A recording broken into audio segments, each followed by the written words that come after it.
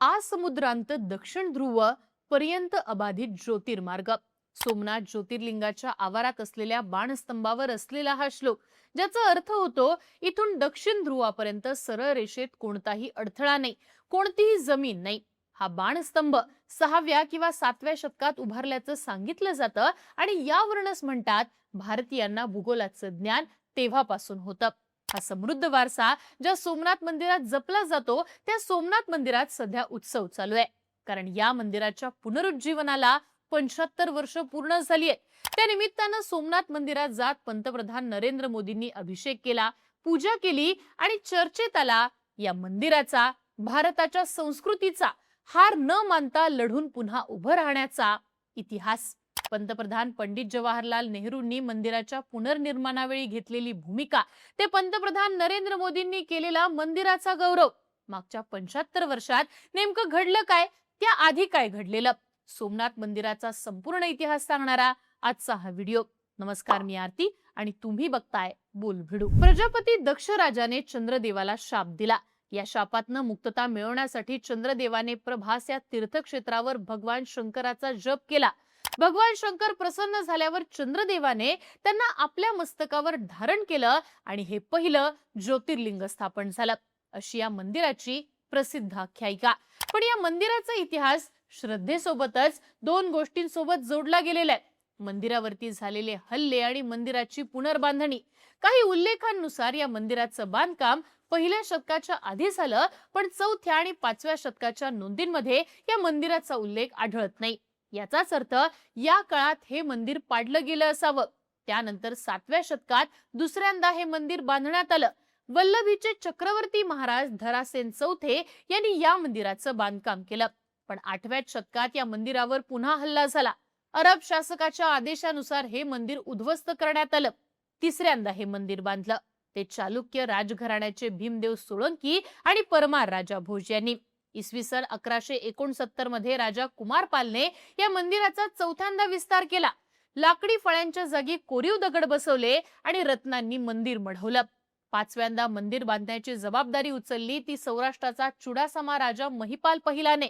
त्याने मंदिराचा जीर्णोद्धार केला, तर त्याच्या मुलाने मंदिरात शिवलिंगाची पुनर्स्थापना केली. मग इसवी सन 1783 मध्ये पुण्यश्लोक अहिल्यादेवी होळकर यांनी उद्ध्वस्त झालेल्या मंदिराच्या शेजारी मंदिर उभारलं. हे सोमनाथ मंदिराचं 6व्यांदा झालेलं बांधकाम आणि आत्ता उभं असलेलं मंदिर आपल्याला दिसतं ते सरदार वल्लभभाई पटेल यांच्या प्रयत्नातनं उभं राहिलं 1951 मध्ये. म्हणजे हे मंदिर तब्बल 7 वेळा उभं करावं लागलं. ही वेळ आली ती परकीय आक्रमणांमुळे. असं सांगितलं जातं की सोमनाथ मंदिर हे तब्बल 18 वेळा लुटलं गेलं आणि 7 वेळा उद्ध्वस्त करण्यात आलं. ज्याचं कारण अर्थातच इथं असलेली प्रचंड संपत्ती हेच होतं. अरब शासकानं पहिल्यांदा हल्ला केला, त्यानंतर मोहम्मद गझनवीनं मंदिर लुटलं, उद्ध्वस्त केलं. त्यानं चुंबकीय शक्तींच्या आधारे गर्भगृहात तरंगणाऱ्या शिवलिंगावरती सुद्धा आघात केल्याची आख्यायिका आहे. पण त्यानं मंदिराचे चंदनाचे दरवाजे, शिवलिंगाचे भाग करून चोरून नेले. एकूण 6.5 टन सोनं मंदिरातनं लुटलं असे उल्लेख आहेत. गझनवी नंतर अल्लाउद्दीन खिल्जीच्या सेनापतीनं मंदिरांवरती हल्ला केला आणि सोन्याचे दागिने, मूर्ती, रत्न लुटून दिल्लीला नेले. चौथा हल्ला झाला जाफर खान कडनं. त्यानं मंदिर पूर्णपणे उद्ध्वस्त केलं. पुन्हा बांधण्यात आलेल्या या मंदिरावर गुजरातचा सुलतान मोहम्मद बेगडाने हल्ला चढवला आणि 1450च्या आसपास मंदिर पुन्हा उद्ध्वस्त केलं. पूजेला सुद्धा बंदी घातली. सोमनाथ मंदिरावर 6वा आणि 7वा हल्ला झाला तो मुघल बादशाह औरंगजेबाच्या नेतृत्वात. आधी औरंगजेबानं मंदिर पाडण्याचा आदेश दिला, पण गुप्तपणे पूजा सुरूच राहिल्यानं त्याचा उद्देश काही सफल झाला नाही.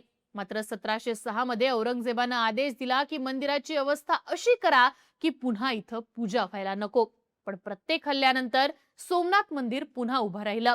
या उभारणीत एक महत्वाचा टप्पा होता 1951 साली झालेल्या सोमनाथ मंदिर पुनर्जीवनाचा. पुण्यश्लोक अहिल्यादेवी होळकरांनी बांधलेलं मंदिर आता जीर्ण झालं होतं.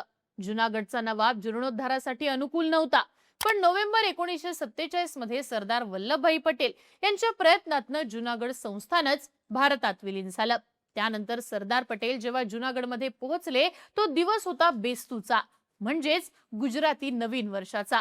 सोमनाथ मंदिराच्या पायऱ्यांवर उभं राहून समुद्राचं पाणी हातात घेत सरदार पटेलांनी संकल्प सोडला की आम्ही या मंदिराचं पुनर्निर्माण करू. थेट सरदार पटेलांनीच हा निर्धार केल्यानं लोकांमध्ये विश्वास वाढला. पण मंदिराचं पुनर्निर्माण लोकांकडूनच मिळणाऱ्या निधीमधनं करण्यात यावं असं आवाहन महात्मा गांधी यांनी केलं आणि त्या आवाहनाला मोठा प्रतिसाद सुद्धा मिळाला. जामनगरचे जामसाहेब दिग्विजय सिंग जडेजा यांनी 1,00,000 रुपयांची देणगी दिली. महात्मा गांधींच्या एका साध्या चिठ्ठीवरनं बंगालमधल्या एका व्यापाऱ्यानं 1,00,000 रुपयांची देणगी दिली. जुनागड प्रशासनानं 50,000 रुपये दिले. या सगळ्यात जर मंदिराचं बांधकाम सरकारकडनं झालं तर भारताची धर्मनिरपेक्ष राष्ट्र ही ओळख पुसली जाऊ शकते. परदेशात भारताची प्रतिमा हिंदू राष्ट्र अशी होईल आणि शिक्षण, आरोग्य व्यवस्था या देशाच्या मूलभूत गरजा पूर्ण होण्याऐवजी मंदिर बांधण्यावरती सरकारी तिजोरीतनं पैसे खर्च होतील अशी भूमिका पंतप्रधान जवाहरलाल नेहरूंनी घेतलेली. पण लोकसहभाग हा मोठा होता. महात्मा गांधी आणि सरदार पटेलांचं निधन झालं आणि केंद्रीय मंत्री आणि पटेलांचे निकटवर्ती असलेल्या के.एम. मुन्शी यांच्यावर मंदिराचं काम पूर्ण करण्याची जबाबदारी आली. मुन्शी यांनी आपल्या पुस्तकात दावा केलाय की जवाहरलाल नेहरूंनी आपल्याला सांगितलं होतं की मला हे अजिबात आवडलं नाहीये की आपण सोमनाथ मंदिराच्या पुनर्निर्माणासाठी काम करताय. हा हिंदू पुनरुत्थानवाद आहे. मात्र तरीही आपण काम सुरूच ठेवलं. लोकांनी पुढे दिलेली देणगी, मुन्शी यांनी ट्रस्टचे अध्यक्ष म्हणून पाहिलेलं काम यातनं 1951 मध्ये सोमनाथ मंदिराचं काम पूर्ण झालं. तेव्हा मंदिराचे दरवाजे खुले करण्याचा आणि मंदिरात शिवलिंगाची प्राण प्रतिष्ठापना करण्यासाठी मोठा कार्यक्रम देखील आयोजित करण्यात आलेला. या कार्यक्रमाला राष्ट्रपती डॉक्टर राजेंद्र प्रसाद आणि पंतप्रधान पंडित जवाहरलाल नेहरू यांना आमंत्रित करण्यात आलं. पण नेहरूंनी कार्यक्रमाला यायला नकार दिला. इतकंच नाही तर राजेंद्र प्रसाद यांनी या कार्यक्रमाला जायला सुद्धा विरोध केला. त्यांचं म्हणणं होतं की सरकारचं प्रतिनिधित्व करणाऱ्यांनी धार्मिक कार्यक्रमांना जाऊ नये. पण राजेंद्र प्रसाद या कार्यक्रमाला गेले. हे मंदिर सर्व जाती धर्मांसाठी खुलं होत असल्यानं मंदिराचं पावित्र्य नष्ट होईल अशी भूमिका घेत मंदिरात पौरोहित्य करणाऱ्या ब्राह्मणांनी शिवलिंगाची प्राण प्रतिष्ठापना करण्यास नकार दिला. तेव्हा तर्कतीर्थ लक्ष्मण शास्त्री जोशी यांनी पुढाकार घेतला आणि प्राणप्रतिष्ठा केली आणि सोमनाथ मंदिराचं पुनर्निर्माण झालं. त्याच ऐतिहासिक घटनेला आता 75 वर्ष पूर्ण झालेली आहेत. या 75 वर्षांमध्ये एक महत्वाचा टप्पा आला तो 2021 साली, जेव्हा पंतप्रधान नरेंद्र मोदी हे श्री सोमनाथ ट्रस्टचे अध्यक्ष झाले.